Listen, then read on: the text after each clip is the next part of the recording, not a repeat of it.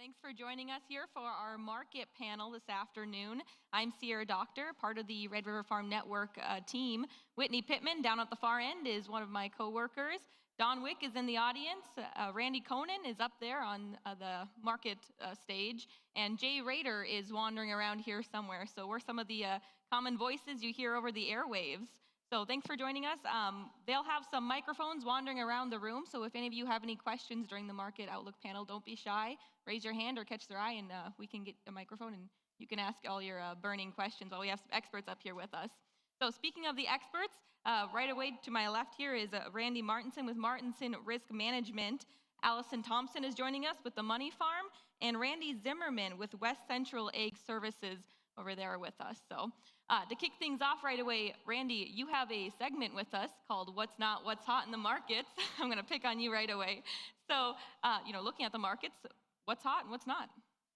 Well, nothing's really hot other than crude oil right now. But I mean, you look at what's going on with the marketplace. We're kind of into harvest season now, so that's kind of putting a little damper in on the markets. One thing to look at is that soybeans continue to be resilient.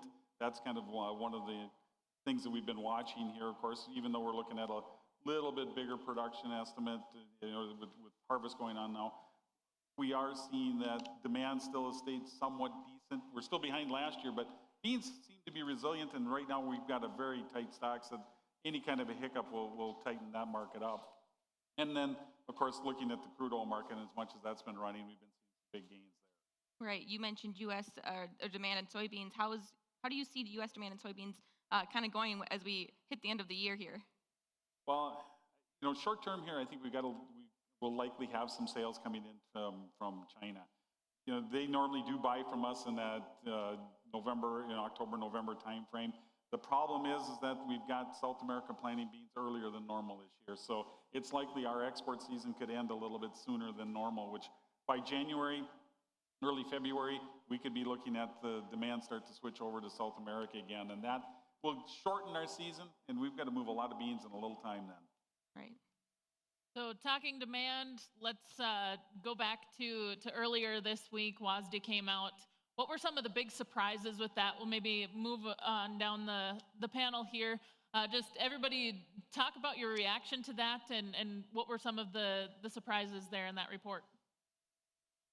The biggest thing I saw as a surprise was the huge cut in world wheat stocks. We cut stocks by 7 million metric ton from the previous month and 9 million from the previous year. So we are seeing an extreme stocks reduction as far as the world is concerned with wheat. Now, will that mean that we'll get some exports? Because I think it was 4 out of the 7 major exporting countries had production cuts. Hopefully that means we get some demand for wheat, but we'll see that when we believe it, or believe it when we see it. Yeah, who knew we could have a bullish USDA report? For wheat.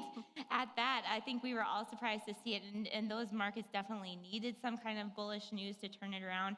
Hopefully the lows have been printed on a technical standpoint, but actually spring wheat got some good news in that report too, which was another surprise. I mean, obviously wheat was going into the report was supposed to be neutral at best, so to get some positive numbers is good. But they moved some exports around from hard red winter wheat to spring wheat. So spring wheat was the leader following the report, and that's where that came from.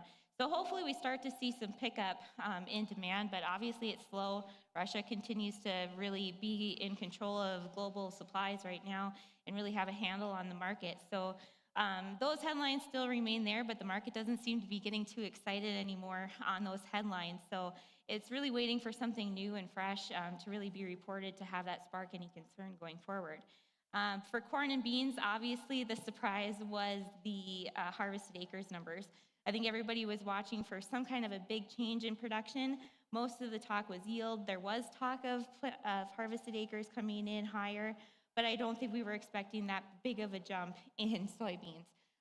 So I think it caught the market a little off guard in that respect, but again, remains to be seen.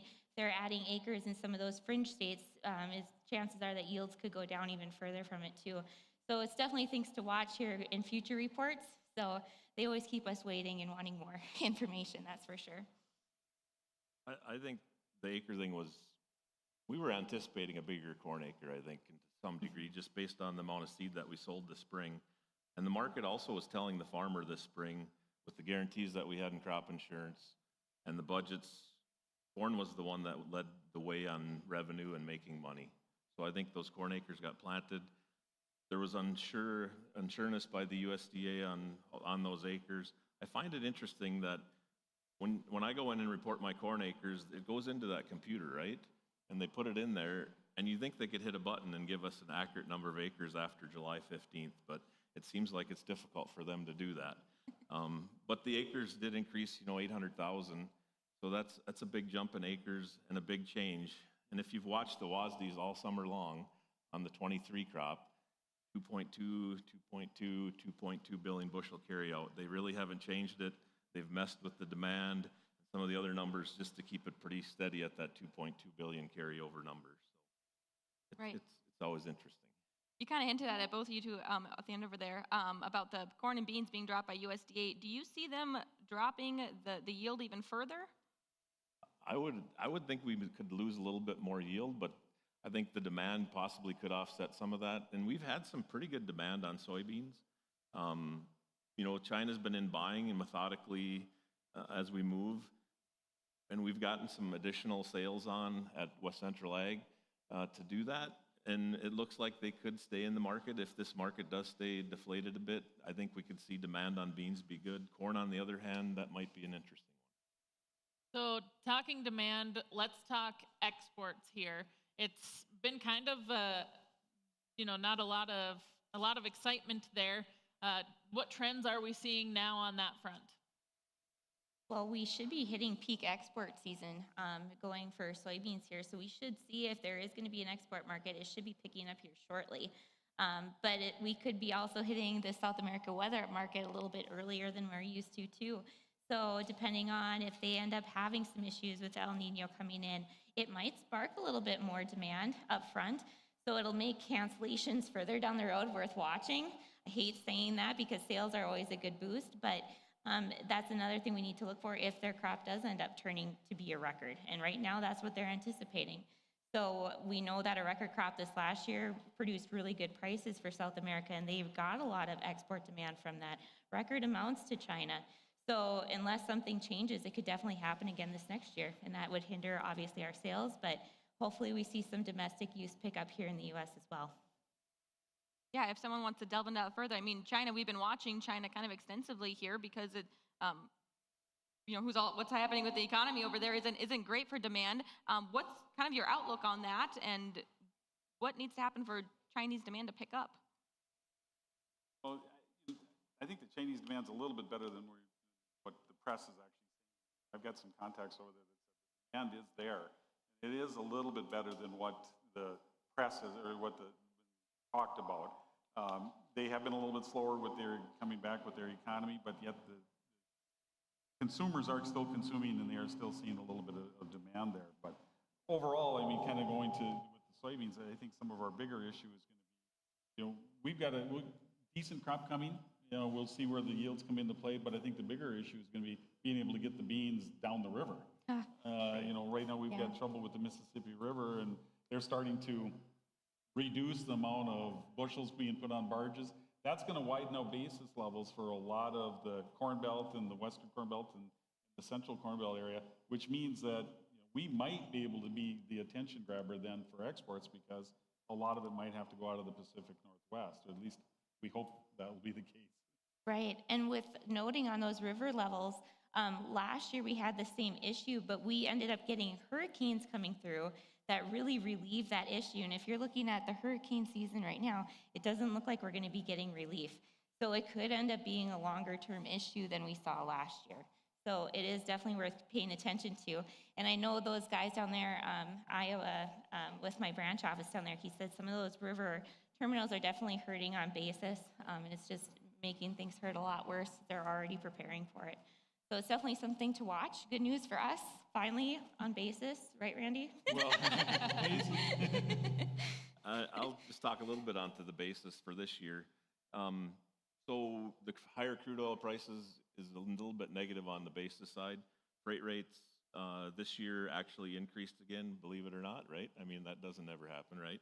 And then along with the higher crude oil prices, fuel surcharges are going to become a factor on top of freight as we move down the road. I think fuel surcharge for September is around 12 cents, and then I think in October, if we stay at that 90, we could be near 30 cents on a fuel surcharge. So that's going to be a factor in where that basis does lead us. You know, we've been blessed with some good basis levels over the last couple of years because the demand has been so strong, and South America has had some shorter crops than they did this past year. This year, I think we're maybe more of a normal type basis. You know, 65 under on soybeans at harvest is a good basis. We're posting 60 under on corn, and we got a 55 basis on wheat. Those are maybe more normal, and maybe we shouldn't quite set our expectations quite as high as we roll forward. And maybe the river can help us out on that end of it. So something else, Mississippi River levels, of course, lower, but demand for soybeans. We've got crush facilities coming online here in North Dakota. How's that going to impact soybean market in particular here in this area? Go ahead, Randy. I mean, they're going to be a competitor for us because most of our beans go to the P&W by rail, right? And the farmer may have to change his mentality on how he's going to market beans, and they're going to have to pay for those beans to some degree, so that basis level could be better to entice those farmers to store those beans and then move them later. Typically, the farmers in our trade area like to move their beans at harvest. The beans are dry. It's easy to move. It's not a big volume of grain. They can get some cash to pay some bills in the fall. So that mentality may have to change a little bit, and they're going to have to pay the farmer in order to get those beans, I think, and store them. Right, but it probably, it's not, we're not going to see those changes this year. It's probably maybe An starting. ongoing, It's right. an ongoing change. It's not going to be an immediate thing. So it's not an instant thing the market's going to pay attention to either. It's going to evolve. Right. So just like ethanol did, it's going to be the same type of process, I feel. I think, you know, North Dakota produces 200 million bushels of soybeans a year, and with the 2 plants that we know that are going to be built, whoops. I don't know how I'm going to make this work, but I'll pass to somebody else while I figure this. So I'll just carry on from there. So he said 200 million bushels of beans in North Dakota, and then you add Minnesota in there, western Minnesota, you probably can add another 60 to 80 million bushels. The plants that are going to come online in the next couple of years are going to take about 80 to 90 million bushels of beans if they're at full capacity. That's a big portion of our soybeans, and I don't know if they're going to have to grab from other areas of the country and how that's all going to come into the play, and maybe that does help us out as well. So, Thanks for saving me. yeah. Well, we're Randys. We work together. There you go. Do you think we're going to see a lot of soy crush facilities and trying to incentivize farmers to store the beans for them? Like, are they going to have enough storage? Well, traditionally, the farmer stores corn and wheat because the carries have been there, right? Traditionally, there's good carries there. And with those good carries, it entices them to store wheat versus the bean markets in the last couple of years when the demand has been so strong, it's been an inverted market. So it's really not enticing them to store. There's going to have to be that incentive there some way, shape, or form. And with the idea of better basis levels possibly for later deliveries, some of that'll come into play, and it'll I think, develop itself. It won't have to come from the crush plants themselves. Right. How do you see basis changing as we move further into harvest? I think short term it'll probably widen out a little bit. You know, and it's going to depend a lot where the yields come in. If I knew what the yields would be, you know, it's as variable as everything looks out there. That I think is going to be the biggest wild card. But I would expect basis to widen at harvest, at least through the first couple weeks of it, or probably for the first month through the end of September, and then probably start to tighten up a little bit after that. Seasonally, you do see lows put in soybeans and corn in the first week of October, so hopefully that seasonal mentality can hang around again. But, you know, beans have potential. I mean, you know, as Randy was mentioning earlier, I don't think corn has a lot of potential just because, you know, no matter what we do, it's going to be tough to get our ending stocks estimate for corn below 1.8 billion. We have seen a little bit of interest from China as of late on demand, but that's for that Jan, Feb, March timeframe. So we could possibly see if this corn hits the bin, we could see a basis improvement from harvest. With the carry in the market, you know, that's a good plan. Let's sell the carry, or if you have futures, roll those out to a month down the road or a couple contract months down the road, and then see if we can get that better basis. Can I jump in just a second quick? Both or either Andy's or even Allison, do you see an acreage shift maybe because of a better bean basis? Do you see more beans going into the area up here? Yeah, I mean, I do think we'll see a increase in bean acreage, you know, mainly because of the crush plants, especially when you look at it in the eastern parts of North Dakota, western parts of Minnesota, where they're going to draw from. So I think within a 50 to 75-mile radius of these plants, you're going to see an increase in the bean acreage. Corn will always be competitive, just because it's fun to raise corn. You know, corn is king. People want to raise it. I think it'll be at the expense of wheat and barley, though, where the acres will come from. Yeah, going into next year, I think the corn-soybean ratio will be something to watch. We've seen it go to a historical 7-year high, I believe, just recently, and it's still remaining pretty high, but eventually the market's going to want to correct the current situation that we have with supply here. So whether they start to do that before the end of the year, I highly doubt. I have a feeling they're going to wait until early next year, into next year.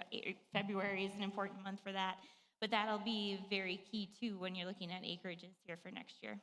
Another question back here. Could you speak to the meal disposal of coming from these new crush plants? You know, I actually asked that question. If we're looking at putting, 3 crush plants in North Dakota, and we're looking at crushing now almost 140 million bushels, if all 3 were built, that's going to create a lot of meal. From what I understand and what NDSU has done a little bit of research into this, they're basically saying that all that meal can be moved through the Pacific Northwest or through the Pacific Rim countries. So we've got the meal demand is there. It's just once we get the meal, we'll have an out for it. Yeah, we've actually seen decent exports for meal here recently, so that's great. So there is demand for U.S. meal, and if they can get the export capacities and everything set up for it, I have a feeling that's where a majority of it is going to go. I think there is going to be an export market, and we've seen the pickup this year because of South America's issues. Argentina had production issues. So if this year, if they turn wet, we could see it continue. So it might be the perfect storm for our meal market to develop. Do you see livestock increasing then across North Dakota, northern Minnesota? No. You want me to think about that, or? I really don't, because that's our climate and the fact that we just don't have the plants to run the animals through. Right now, I think if we're looking, we got to ship the animals so far to get them to a processor, to a packer. I think that's going to eliminate some of the desire to build a lot of livestock up here in the north right now. And with prices as high as they are, I think it's pretty hard to establish a herd right now too. But I think the fundamentals of livestock are phenomenal. That's why prices have been so high for livestock. But it is rebuilding herds though too. They have cheap feed costs, if anything, that's what they're getting right now. So it does have to develop further south. I just don't think that we're going to see new startups appear. I'm going to counter you a little bit. We had a big dairy that moved into our local area, and they were looking to add an additional 10,000 or more cow herd, or 20,000, I think was the second one. Yeah. And they ran into issues with Minnesota politics, I'll call it. And it may be easier for them to do something across the river in North Dakota. So there could be some opportunity there where dairy may consider doing something to, with that cheaper meal price and having it local. And there are a few in the area. Right. So yeah, it could be But one of our milk plants just closed. So well, that's the other. That's right. It may take time to grow it, right? yeah. Good thing I'm between you two. If you build it, they will come. They will come. So with all this meal that's going to be produced, do we have the infrastructure to move it? I think the railroad's going to have to change a little bit of how they do, and they can do it. It can be done, but it's going to be a process to get to that point.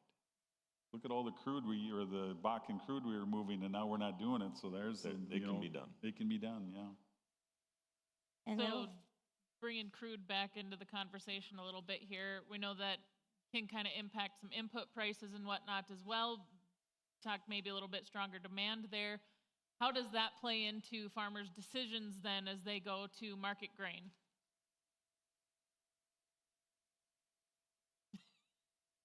Allison? Yeah. Thanks, guys. Well, it's definitely been a high cost.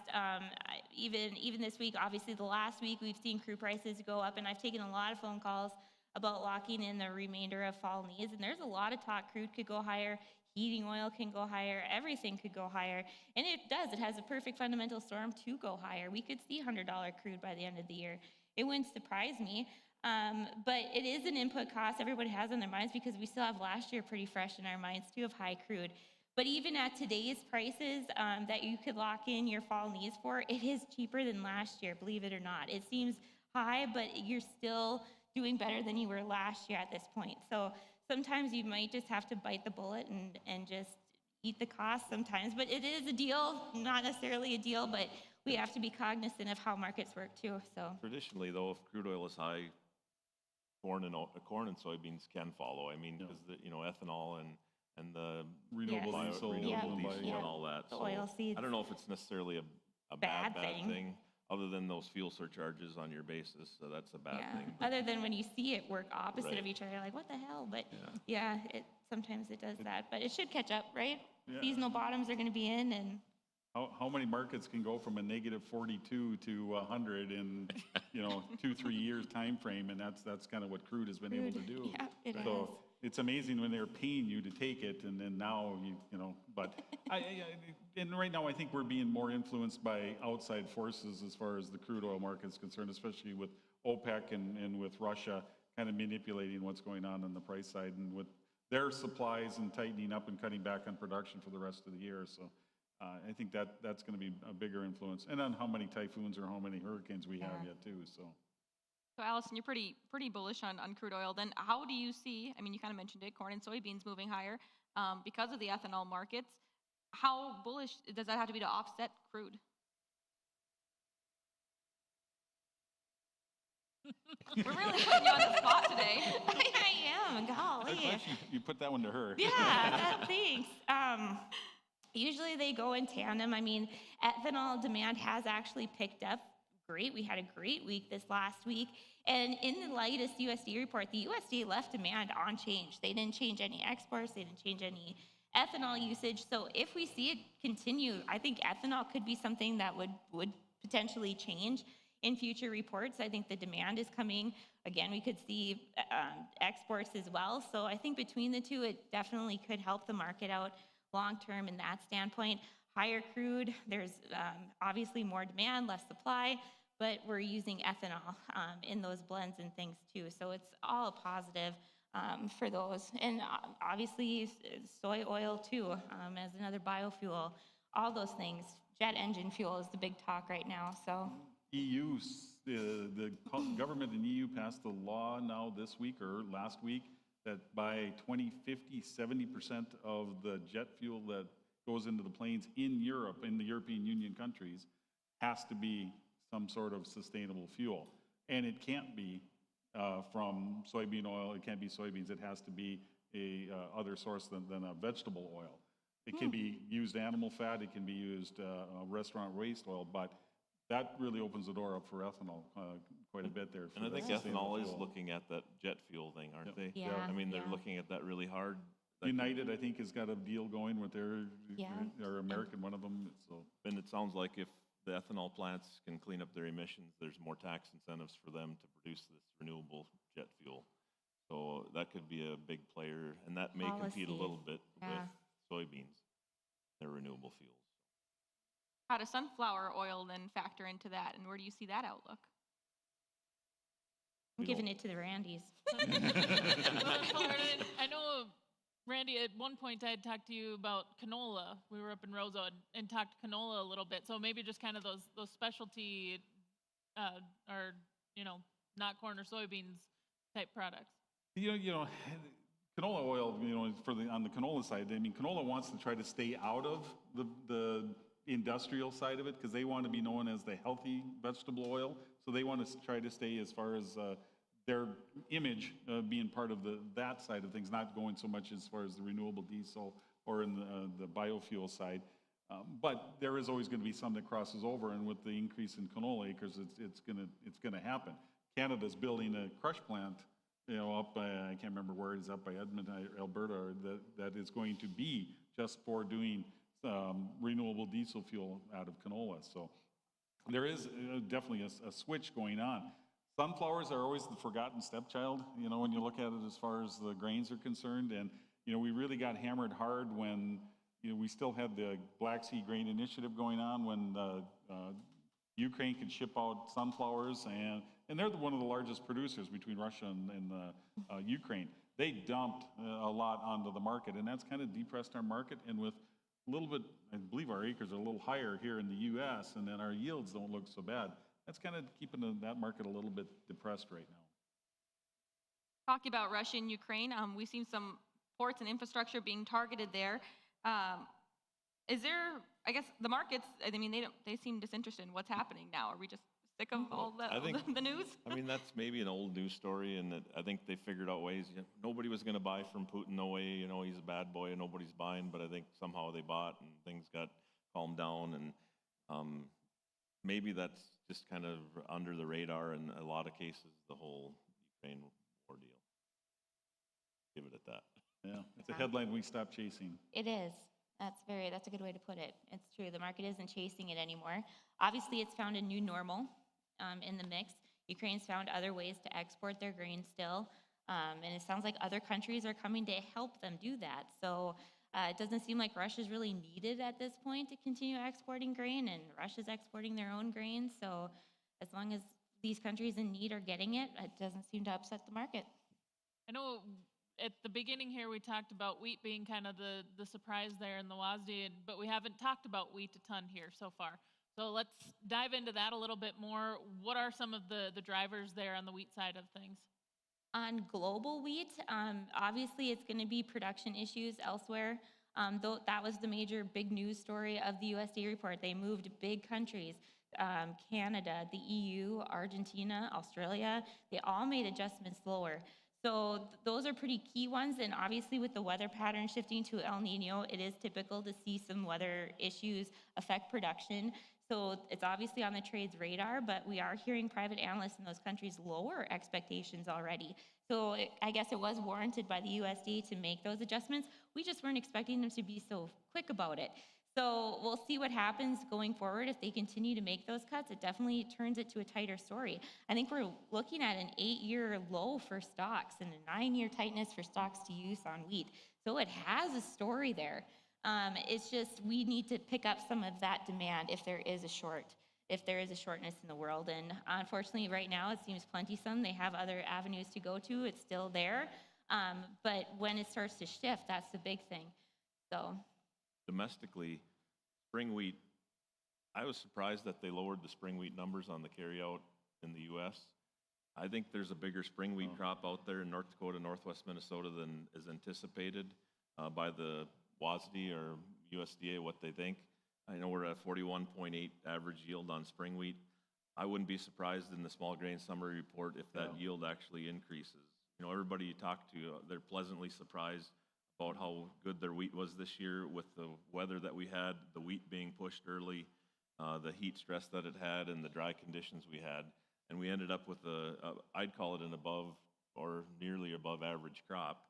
And Western North Dakota, I think they hit a home run with the moisture they had, and they had some huge wheat crops out in Western North Dakota. So I would suspect that maybe the production of spring wheat increases as we roll forward.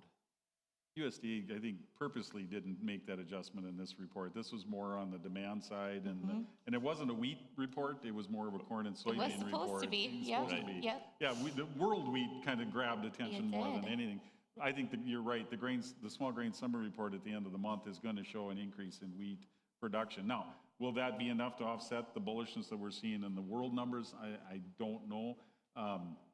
Especially, I agree with Allison. We're going to see Argentina and Australia's productions continue to decline. And EU probably as well. So I think we will continue to see world production shrink. Again, it's going to come down, will anybody buy from us? And I'd like to think we put a harvest low in somewhere. I think we right? did. I think daily we've been doing that. Yeah. Yeah, we have. Consistently. The Randy, you kind of started talking about crop conditions, but let's talk about them. What are you hearing out there? We've been kind of following some of the crop tours, Pro Farmer Tour out there, and it seems variability is kind of the name of the game, but it is coming off slightly better than people expected. Right, so we've already got a pretty good, solid run into the beans. We've got 9 trains of soybeans going out in September. We moved a bunch of our freight up. 3 of those trains will be loaded by this weekend, headed to the P&W. Yields out there are highly variable on soybeans. I mean, we've heard 25 bushel beans to nearly 50 bushel beans, but I wouldn't be surprised if we fall in that, near average, or call it a 40 to 42 bushel crop on the beans. We've also had some corn being taken off.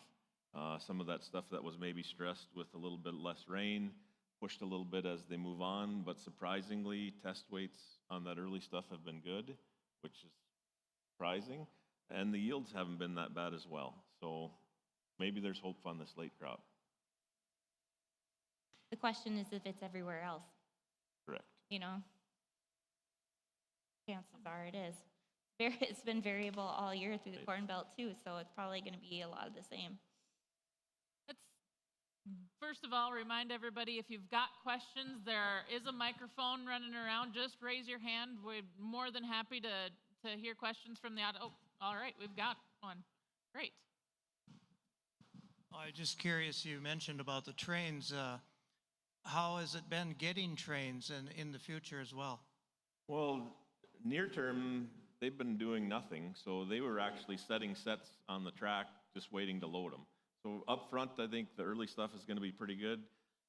We'll see how they do once we hit October, right? I think that's where we could find some maybe issues.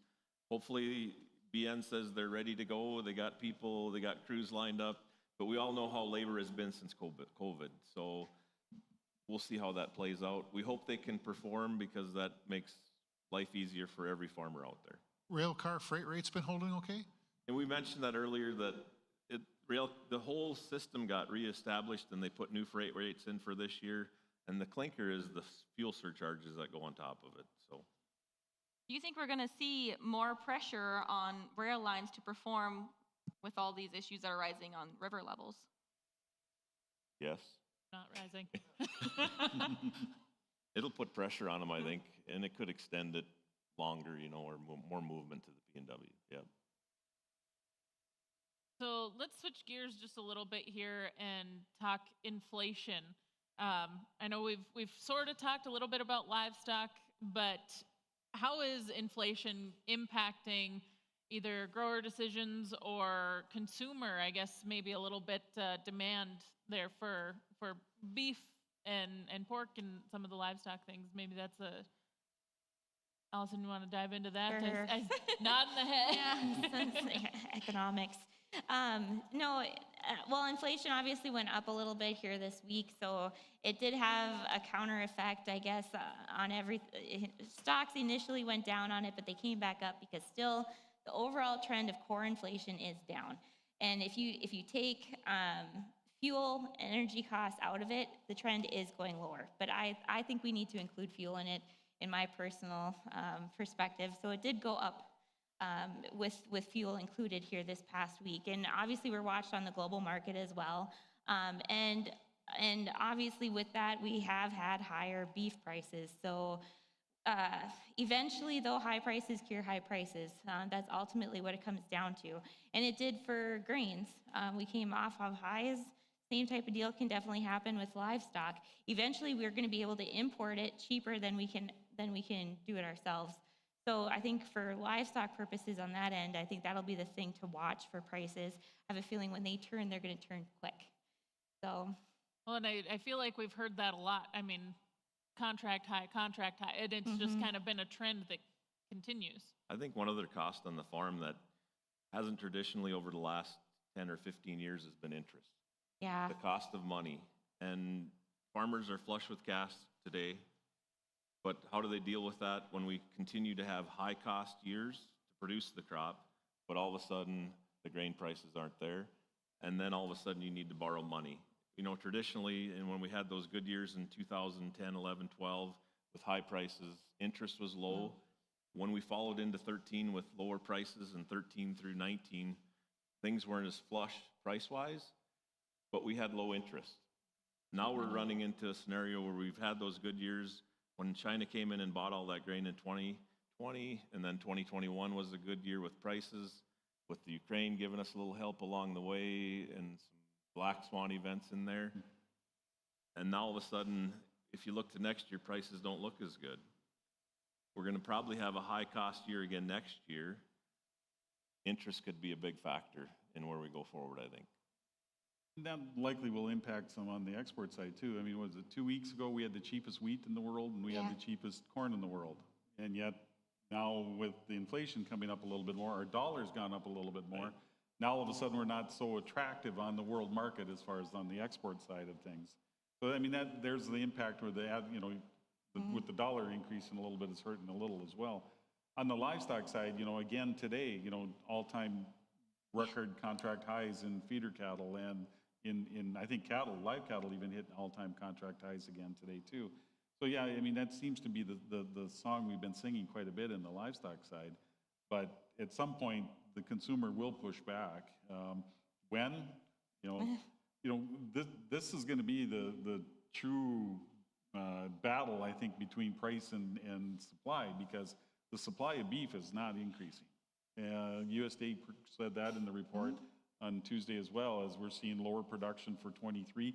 24 is even looking at lower production. So the trend hasn't changed for the production side of beef, which it won't for a couple of years because it just takes so long to, by the time you start retaining heifers and then you got 3 years. And with the price, like Allison mentioned, who wants to retain them when, it's expensive to try to hold back heifers when you can get $2,500 for a weaned calf.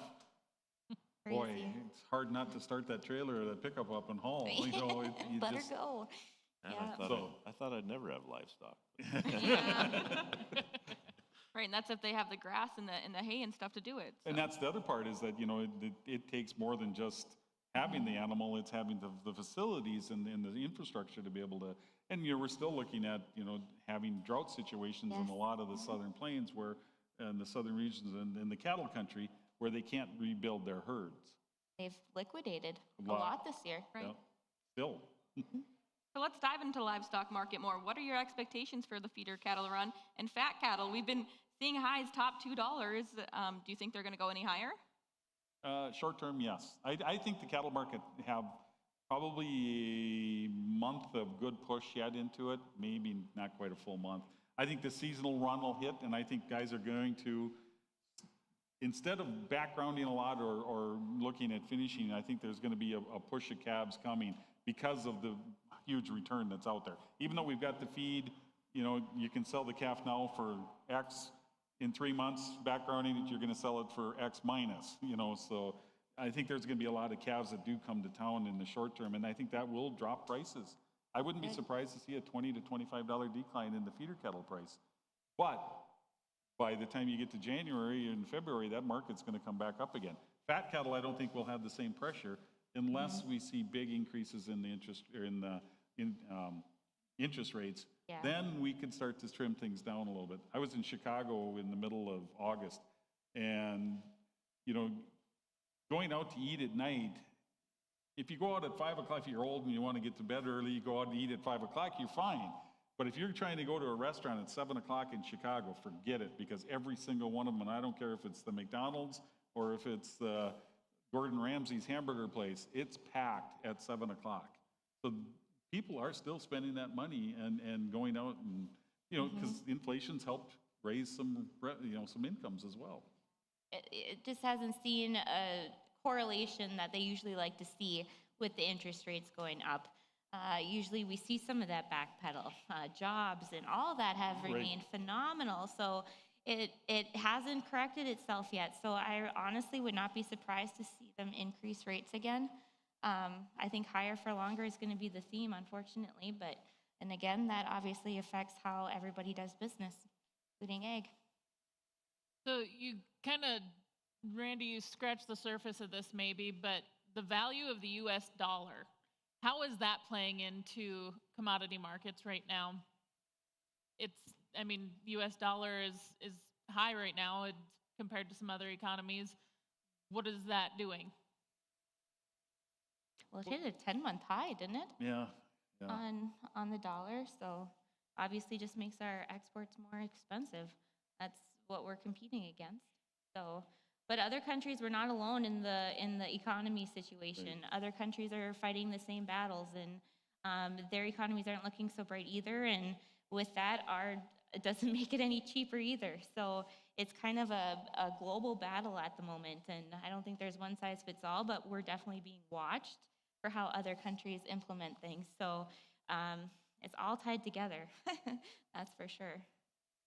You have anything? But you're right. I mean, the U.S. dollar is going up, but all the other currency, other countries were seeing a little bit of the inflation, and it was helping them as well. So their buying power probably stayed equal. So we were still being able to handle our exports. The trouble now is we're getting to become a lot more players in the market, and I think that's what's hurting us more than anything.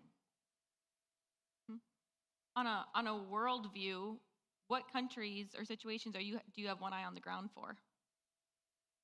Well, I think you got it.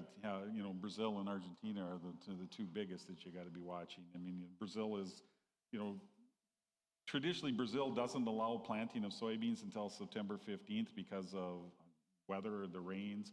The government has allowed them to plant a little bit early, so they started planting in the beginning of September. That means their beans are going to become available earlier. So acres are going to increase.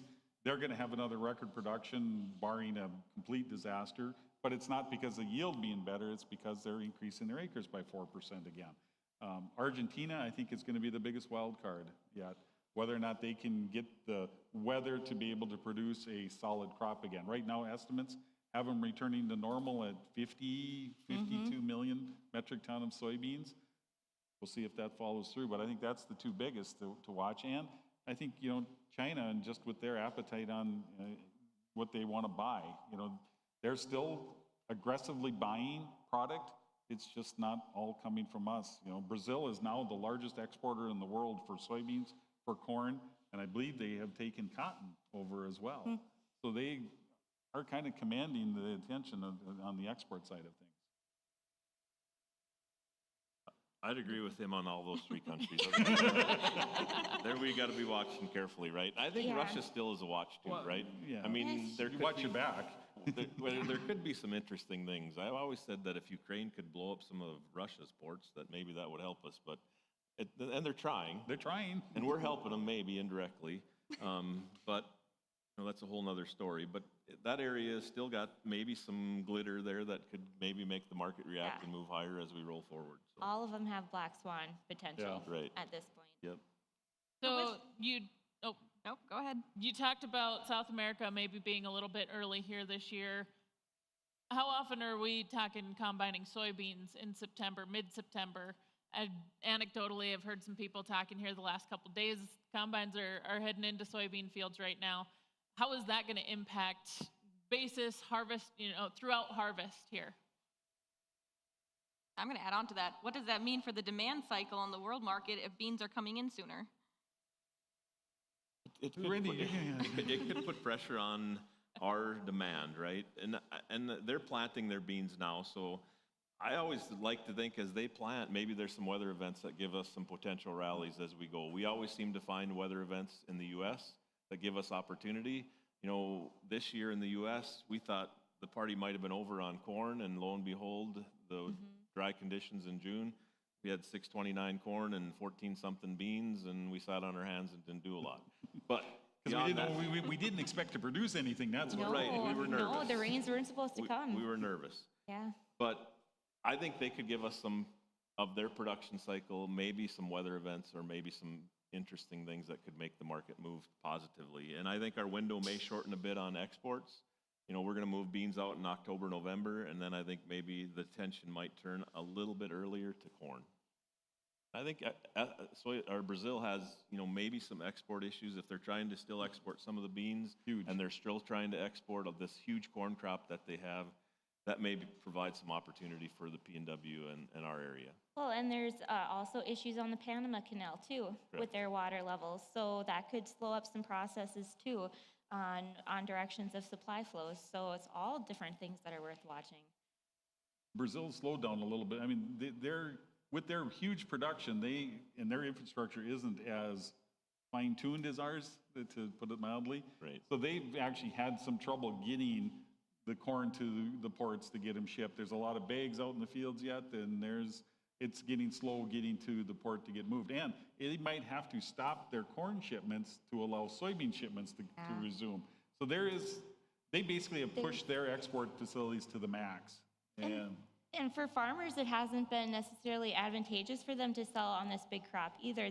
Their basis, I have contacts down there who are telling me their basis was $2 to $3 below the Chicago board alone. So they were trying to find ways of storing their grain, like you said, bagging it or whatever, but they don't have the infrastructure we do for storage. So with their climate and stuff, there is concern that quality could definitely change. So they maybe have an abundance, but it's maybe not moving until the farmer sees it advantageously. That could affect our exports as well. And if they do get it and it's poor quality, where are they going to go? And that's why China purchases our beans. Why they're still making purchases even though South America is cheap is because we have the quality. They know that. That's for all three grains, honestly. So when it comes down to quality, that's where our demand is. So we could see that shift. But if they're getting new crop earlier, obviously there's quality. So, Right. it obviously changes that. So different things watching here. There's a lot of different moving parts as always, so. Right. So you talk about Chinese farmers, whether they're storing or selling. What about U.S.? Corn, beans, wheat, should they store or sell? Depends on what you've done ahead of harvest. Yeah. I mean, where you're positioned. I like the carries in the market. The thing that's against the carries is the higher interest costs. I mean, it costs us more to hold that grain today than it did back 5 years ago when the interests were almost irrelevant, right? So I think that's a factor that you gotta have to consider.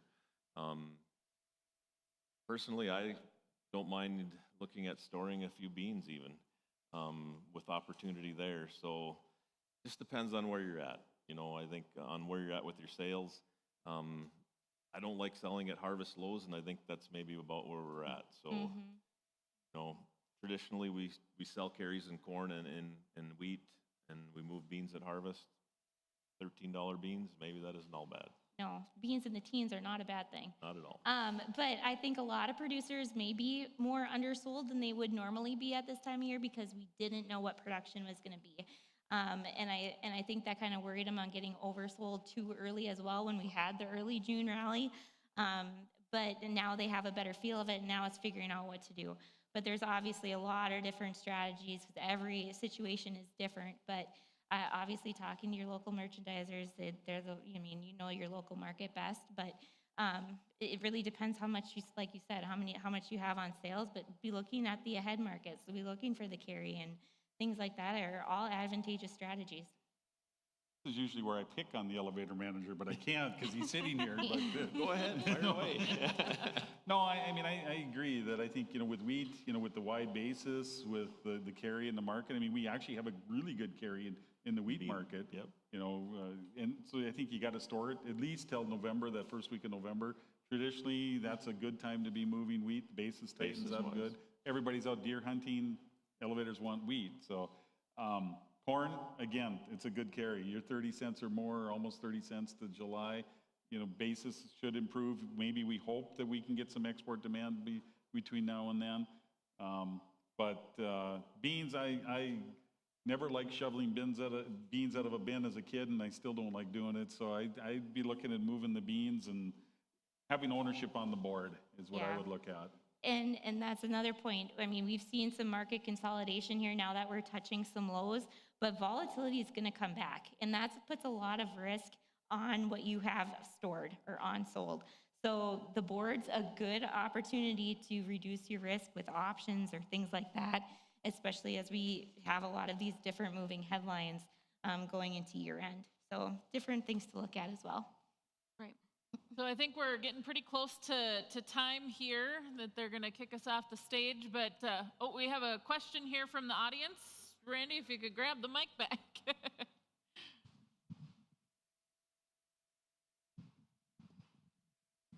Thank you. I raise a fair amount of malting barley, and you lock in the price or basis, and you base it off the December 24 Chicago wheat futures. What are you thinking about? Is there a lot of downside in that, in your opinion, at this moment? Downside on Minneapolis? No, Chicago, Oh, December. Chicago, December. That's been the dog of all the wheats, and I don't think there's a lot of downside. I mean, all three wheats should see some sort of a recovery. You know, I don't know how much they need to really try to buy winter wheat acres to get planted at this point because of, you know, one, the crop insurance price is about 20% below last year, so that might dissuade, you know, convince some not to plant in some winter wheat. But at this point, I don't think you have risk to wait a little bit for pricing next year's barley's crop off that contract. What would be something that would raise that Chicago December 24 price? Well, I think right now just technicals in itself and just the fact that the market needs to see a little bit of a correction, so. Yeah, and they're still dealing with drought. I know they've gotten some rains, and that's pushing guys to plant, but that's a huge weather market too going into winter. So depending on their snow cover, things like that, all could be a benefit. And real quick here, just kind of final messages, final thoughts. What are the takeaways that you want the audience to have here going down the line before we step off? Start down there. I'll start. As we, we're into the harvest season and that gets busy, but don't forget about 2024. Fertilizer prices are out there. They're pushing hard to sell seed. They're doing all that stuff. Make sure you got a good crop budget put together. Take a look at opportunities if they arise. I know earlier this year we had some opportunity to maybe lock some corn in at $5.50-ish. Beans were hanging around $13 for next year. So if they work, some pre-sales is maybe not a bad day or a bad deal, okay? So my message would be aware of what, we got this harvest here and what we need to do to market this crop, but also be thinking about 2024. That's a good point. There has been really good market opportunities out there. But this year too, especially with unexpected good yields and things like that, it may make you change your plans here at harvest. So it's good to have a plan in place, but if things change, just be aware of some different things that you can do to accommodate those plans. And obviously markets move when you guys are the busiest. That's a no-brainer. So as long as you have some way to keep in contact and know what's going on in markets, I think it'll be advantageous to helping you with those final decisions for the year. I'll just echo what both these guys have said. I mean, yeah, I think we're looking at some harvest lows right now. We should see some sort of a dead cat bounce or some sort of a technical recovery in the markets. Watch for those. Look for basis levels that improve. I think that's really where you market your grain and, look at doing the futures at a different time. But I mean, keep an eye on the basis side of things. And yeah, I think you do need to be paying attention, looking at 24 now that we're getting into the purchasing of the inputs for 24 season. Right, well, what a great panel of experts we've had up here with us. Randy Martinson, Martinson Risk Management, Allison Thompson with the Money Farm, and Randy Zimmerman with West Central Ag Services. Let's give it up for our panel.